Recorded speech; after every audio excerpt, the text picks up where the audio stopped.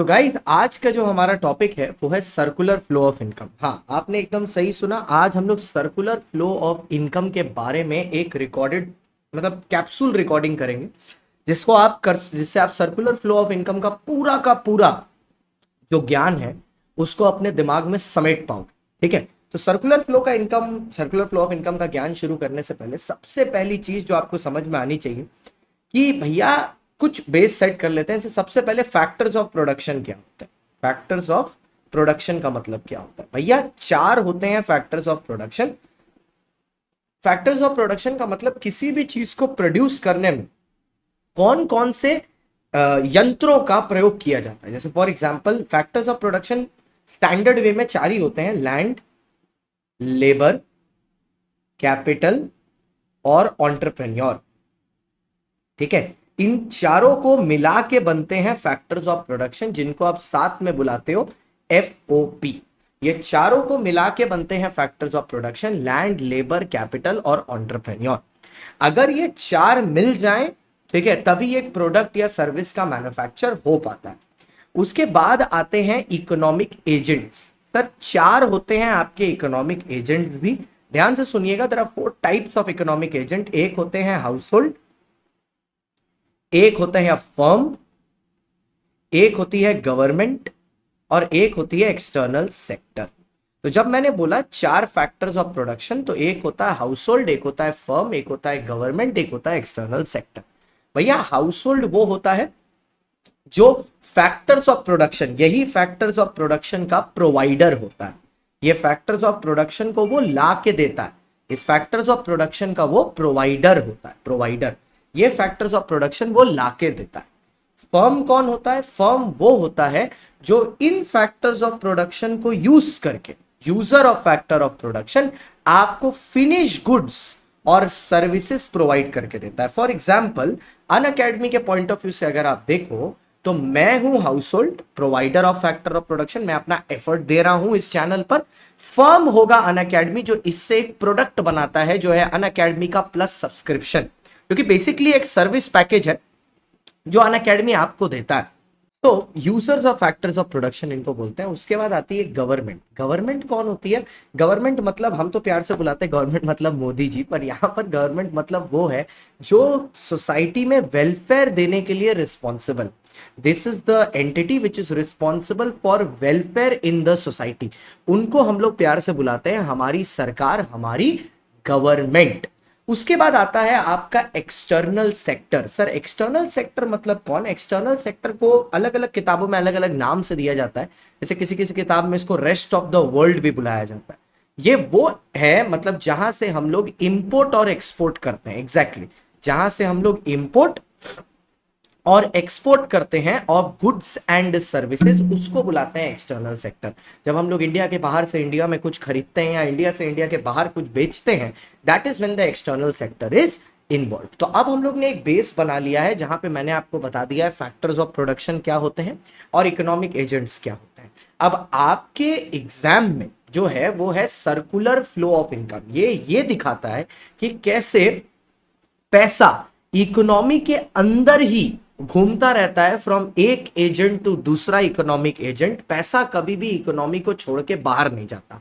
लेकिन इस circular flow of income को होने के लिए पहले हमें 4 अजम्पशंस लेने पड़ते हैं। इकोनॉमिक्स में कुछ कुछ चीजें अजम्पशन लेनी होती है मॉडल्स को प्रूफ करने के लिए। तो ये क्या अजम्पशंस है, इस पे बात पे आएंगे। पहले एक नॉर्मल से एग्जांपल से सर्कुलर फ्लो ऑफ इनकम समझते हैं।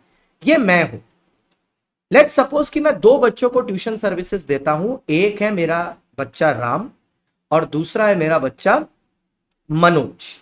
अब इन दोनों से लेट्स से मैं 5-5 हजार रुपया लेता हूं कोचिंग के, 5,000 रुपीज लेता हूं मैं कोचिंग के। अब ये जो 10,000 रुपया मेरे को देते हैं, उससे जाके मैं अपनी बाइक की सर्विसिंग करा लेता हूं, बाइक की सर्विस करा लेता हूं और पूरा 10,000 रुपए उसी में खर्चा हो जाता है। ये 10,000 रुपए कलेक्ट करता है मेरे से KTM, जहां पे मैं अपनी बाइक को सर्विस कराता हूं। अब इसके बाद KTM के ओनर जी क्या करते हैं, उनकी वाइफ का बर्थडे है तो वो 10,000 रुपए की एक ज्वेलरी खरीद लेते हैं जाके, लेट्स से त्रिभुवन दास जवेरी TBZ ज्वेलर्स से। ठीक है, अब टीबी सेट ज्वेलर्स क्या करता है, ये 10,000 रुपए वो पेमेंट कर देते हैं इलेक्ट्रिसिटी डिपार्टमेंट को, सीएससी डिपार्टमेंट को, उनके इलेक्ट्रिसिटी के बिल के तौर पर, जो कि 10,000 रुपए का इलेक्ट्रिसिटी का बिल आया।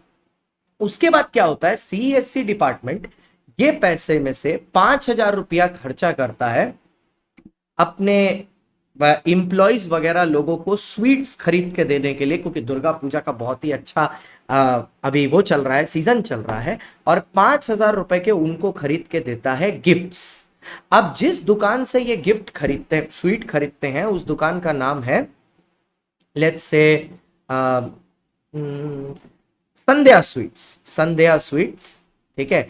और यहां से ये 5,000 रुपए की पूरी मिठाई खरीदते हैं, और जिस दुकान से ये गिफ्ट खरीदते हैं उसका नाम है राम अर्जुन स्टोर्स, राम अर्जुन स्टोर्स। अब ये राम अर्जुन स्टोर्स के जो मतलब क्या बोलते हैं बच्चे बेटे हैं, क्योंकि उनके ही नाम पे रखा गया है, वो कोई और नहीं राम के फादर हैं, जो राम मेरे पास पढ़ता है, राम के फादर। और ये जो संध्या स्वीट्स के ओनर हैं वो मनोज के फादर, मनोज के फादर हैं, मनोज के फादर। तो अब आप देखो कि कैसे 5,000 रुपए जो राम और मनोज ने मेरे को दिए थे, मैंने खर्चा किया, फिर त्रिभुवन दास ने खर्चा किया, फिर इलेक्ट्रिसिटी बिल पे खर्चा हुआ, फिर घूम के वापस राम अर्जुन और संध्या स्वीट्स की पॉकेट में आ गया, जो कोई और नहीं मेरे ही दो स्टूडेंट्स के फादर हैं, और वो वापस से मेरे को नेक्स्ट मंथ वही पेमेंट करेंगे। इसको बोलते हैं सर्कुलर फ्लो ऑफ इनकम, जहां पैसा उसी सोर्स पे वापस घूम के आ जाता है जिस सोर्स से पैसा पहले चला था, ठीक है। जिस सोर्स से पैसा उठा था वापस उसी सोर्स पे आके पैसा रुक जाता है। This is known as circular flow of income, CFI, ठीक है। तो आपको आई होप ये छोटे से एग्जांपल से एक दो चीजें क्लियर हो गई होंगी सर्कुलर फ्लो ऑफ इनकम का, कि पैसा कैसे घूम रहा है। बट अभी भी आपके दिमाग में कुछ क्वेश्चंस होंगे, क्या गुप्ता जी कुछ पैसा सेव नहीं करेंगे? क्या गुप्ता जी के पैसे और जो इनकी इनकम है उन पे टैक्स नहीं लगेगा? क्या ये लोग इंडिया के बाहर से या अंदर से कुछ खरीद नहीं सकते थे? ऐसा क्यों हुआ कि केटीएम ने जितना कमाया उतना पूरा खर्चा कर दिया, कुछ बिजनेस में नहीं लगाया, ठीक है, या कुछ घर बचा के नहीं रखा रिजर्व की तरह? ये सब क्वेश्चन आ रहे होंगे आपके दिमाग में। इन सब क्वेश्चन को एलिमिनेट करने के लिए और सर्कुलर फ्लो को ट्रू रखने के लिए 4 अजम्पशंस दिए गए, और इन पे ही circular flow of income based है। क्या अजम्पशन? सबसे पहला, द फर्म, ये मैंने एक्रोनिम बनाया rest, the firm will reinvest all it's earnings, कि फर्म पूरा का पूरा जो पैसा कमाएगा वो सारा पैसा री इन्वेस्ट कर देगा। दूसरा, there is no external sector, यहां पर कोई भी एक्सटर्नल सेक्टर नहीं है, कोई भी एक्सटर्नल सेक्टर नहीं है। नेक्स्ट, अगला, देयर इज नो सेविंग्स, कि इस सेक्टर में कोई भी पैसा सेव नहीं किया गया है, इस सेक्टर में कोई भी पैसा सेव नहीं किया गया है। तभी आप नोटिस कर रहे होंगे कि सारा का सारा पैसा एक से दूसरे, दूसरे से तीसरे में चला गया है, कुछ भी पैसा मैंने सेव नहीं किया है। और लास्ट में अगर आप देखो तो देयर इज नो टैक्सेस, इसीलिए वहां पे गवर्नमेंट का कोई रोल नहीं था। तो टी से मैंने बनाया टैक्सेस, एस से बनाया सेविंग, ई से बनाया एक्सटर्नल सेक्टर, आर से बनाया reinvestment. So these are the 4 assumptions जिसको लेने के बाद ही circular flow of income active होता है। अब अगर आप एक चीज नोटिस करो कि इन अजम्पशंस की वजह से नो एक्सटर्नल सेक्टर, तो मतलब एक इकोनॉमिक एजेंट, जो इकोनॉमिक एजेंट था एक्सटर्नल सेक्टर, इसका कोई रोल ही नहीं है इकोनॉमी में, करेक्ट। और साथ ही साथ जब नो टैक्सेस हैं तो इसका मतलब एक और सेक्टर जो कि गवर्नमेंट है उसका कोई रोल ही नहीं है इसमें। ऐसा इसलिए है क्योंकि आपके सीबीएसई के सिलेबस में only 2 sector model is a part of your circular flow of income, two sector model.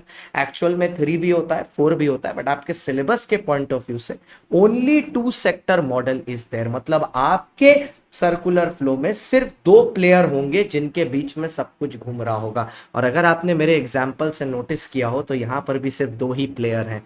एक होगा हाउस होल्ड जो provider of factor of production होगा और यूजर ऑफ फिनिश गुड्स, और एक होगा फर्म जो user of factor of production होगा and manufacturer of finish goods. ठीक है, तो एक बार इनके नीचे मैं वापस से लिख दूं। हाउस होल्ड क्या होता है? हाउस होल्ड होता है user of factor of production, sorry provider of factor of production, my fault, provider of factor of production. ठीक है, provider of factor of production ये होगा प्रोवाइडर ऑफ एफओपी, फर्म होगा यूजर ऑफ एफओपी। ठीक है, फिर ये होगा आपका हाउस होल्ड होगा, ठीक है, यूजर ऑफ फिनिश गुड्स, ठीक है, और फर्म होगा provider of finish goods, provider या मैन्युफैक्चरर। क्लियर? ये है आपका two sector model of circular flow of income. Is it clear? CFI, circular flow of income. अब इसी टू सेक्टर मॉडल को चलो थोड़ा सा हम लोग देखते हैं। ठीक है, एक तरफ आपका होगा हाउस होल्ड और एक तरफ होगा आपका फर्म। तो इस तरफ मैं बना रहा हूं फर्म को और इस तरफ मैं आपको बना रहा हूं हाउस होल्ड। भाई अगर परफेक्ट सर्किल ना बने तो थोड़ा सा मेहनत दे देना, मैंने फ्री हैंड बना रहा हूं तो हो सकता है परफेक्ट सर्किल ना बने। तो हाउस होल्ड क्या करता है? फर्म को प्रोवाइड करता है फैक्टर ऑफ प्रोडक्शन। ठीक है, प्रोवाइड करता है फैक्टर ऑफ प्रोडक्शन। इसको मैं प्यार से बुलाता हूं फैक्टर सर्विसेज। बदले में फर्म पैसे देता है हाउस होल्ड को, क्योंकि कोई भी भैया दुनिया इतनी मतलबी है, यहां पे अगर कोई आदमी को प्यास भी लग रही हो ना, किसी से पानी मांग ले तो सामने वाला पहले पानी का ग्लास लाने से पहले एक घूंट खुद पी लेता, भले ही उसको प्यास लगी हो चाहे ना लगी। तो फैक्टर सर्विस का प्रोवाइडर है, बदले में फर्म हाउस होल्ड को क्या देगा? Factor payments. फ्री में तो कोई किसी के लिए काम करता नहीं, ये इनको देंगे factor payments in rupee term, पैसे के केस में। ठीक है, अब बदले में हाउस होल्ड कुछ भी सेव तो कर नहीं रहा और फर्म के ही गुड्स यूज करेगा। अरे सीधी सी बात है यार, अगर मैं सर्विस प्रोवाइड कर रहा हूं अन अकेडमी को, उसके बदले में पैसा दे रहा है, तो मैं भी तो किसी ना किसी फर्म के ऊपर पैसा खर्चा कराऊंगा ही। मान लो मैं खुद अपने बेटे के लिए प्लस का सब्सक्रिप्शन ले लेता हूं अन अकेडमी पर, तो खर्चा तो अन अकेडमी पर ही हो रहा है ना वापस। तो हाउस होल्ड क्या करता है फिर? अपनी इनकम को स्पेंड करता है, स्पेंडिंग, ये भी रुपी टर्म्स में करता है। ठीक है, ऑन गुड्स एंड सर्विसेज। ठीक है, बदले में फर्म क्या करता है? बदले में फर्म क्या करता है? गुड्स एंड सर्विसेज सप्लाई करता है हाउस होल्ड को। तो ये बनता है सर्कुलर फ्लो ऑफ इनकम। अब अगर मेरी कमाई 30,000 है तो खर्चा भी 30,000 होगा, और बदले में अन अकेडमी गुड्स जो देगा मेरे को वो भी तो प्लस सब्सक्रिप्शन 30,000 की वैल्यू का ही होगा। तो अगर आप नोटिस करोगे तो पूरे सर्कुलर फ्लो के चैनल पे, पूरे सर्कुलर फ्लो के इस डायग्राम पे जो अमाउंट रोटेट कर रहा है वो अमाउंट कुछ नहीं, बस 30,000। ठीक है, अब ये जो सर्कुलर फ्लो ऑफ इनकम होता है इसके 2 कंपोनेंट होते हैं।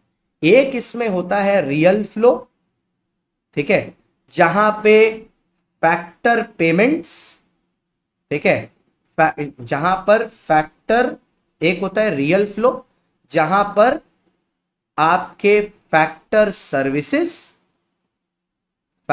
सर्विसेज और गुड्स एंड सर्विसेज फ्लो करते हैं, और एक होता है भैया आपका मनी फ्लो। मनी फ्लो मतलब रुपया का, पैसे का मनी फ्लो, जहां पर फ्लो करते हैं भैया आपके, जहां पर आपके फ्लो करते हैं not factor services and goods and services, यहां पर फ्लो करते हैं फैक्टर पेमेंट्स। मतलब यहां पर पैसे की बात होती है, रुपया की, factor payments and spending on goods and services. Spending on goods and services मतलब अगर मैं नामकरण करके ऊपर वाले एरो को 1, नीचे वाले को 2, इसको 3 और इसको 4 नाम दे दूं, तो आप ये नोटिस करोगे कि 1 में spending on goods and services है, ठीक है, और यहां पर फैक्टर है, मतलब 1 एंड 4 आपके मनी फ्लो है और 2 एंड 3 आपके रियल फ्लो है। इसी के साथ हमारा सर्कुलर फ्लो ऑफ इनकम का पूरा महत्व यही समाप्त होता है। आई होप आपको वीडियो पसंद आया हो। प्लीज वीडियो को लाइक करें, शेयर करें और इसको और दूसरे अपने दोस्तों के साथ भी जरूर शेयर करें, ठीक है। और हम लोग और भी वीडियोस लेके आएंगे। नेक्स्ट वीडियो जो मेरा होगा वो होगा एग्रीगेट डिमांड के ऊपर का कॉन्सेप्ट। देख के आपका दिल खुश हो जाएगा, जैसे इसमें हुआ है वैसे उसमें भी। Thank you so much guys. Hello बच्चों, कैसे हैं आप लोग सब? आ गए हैं आप लोग से फिर से मिलने सीयूईटी के 2024 के प्रिपरेशंस के लिए। और जैसे कि आपको पता है अभी अनअकैडमी पे चल रही है freedom festival, the biggest offer which is there on Unacademy, जो आपको सीयूईटी 2024 के लिए प्रिपेयर करेगा with maximum discount. Yes, you heard it right, maximum discount. यहां तक कि 54.4% डिस्काउंट मिल रहा है आपको सब्सक्रिप्शंस पर, जहां पर आप सीबीएसई क्लास 12 और सीयूईटी के डोमेन को साथ में क्लेम कर सकते हैं as a combo subscription for science, commerce, humanities as well as for CUET language और जीटी का भी कॉम्बोज अवेलेबल होंगे आपको। इसी के साथ साथ आपके कॉमर्स बैच जो कि है विजेता बैच, जो 1 जुलाई से चालू हो गया है, ह्यूमैनिटीज का बैच 11 जुलाई से जो चालू हुआ है, लक्ष्य बैच और प्रारंभ जो ह्यूमैनिटीज का है जो 20 जुलाई से चालू हुआ है, ये ऑलरेडी प्लेटफॉर्म पर लाइव है along with the JT batch as well, a Nirman batch for science. आप आज के आज ही ये बैचेस को ले सकते हैं। आपको बस कोड इस्तेमाल करना है CSG और उसी के साथ आप इस बैच को अपना बना सकते हैं।